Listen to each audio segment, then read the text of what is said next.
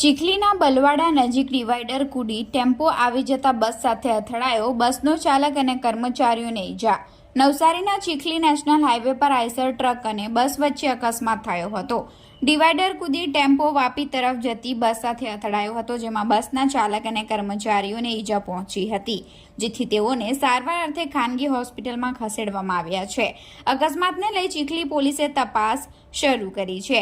બલવાડાની Sai Krishna hotel પાસે આજે સવારે આઈસર ટેમ્પો અને ખાનગી કંપનીની બસ વચ્ચે અકસ્માત સર્જાયો હતો, જેમાં બસના ચાલક અને કર્મચારીઓને ઈજા પહોંચી હતી, જેથી તમામને તાત્કાલિક ચીખલીની ખાનગી હોસ્પિટલમાં ખસેડવામાં આવ્યા હતા.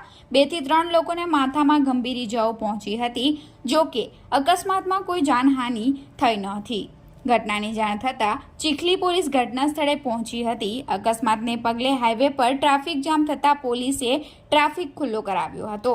ચીખલી પોલીસમાં અકસ્માત અંગે ગુનો નોંધવાની તજવીજ હાથ ધરી છે.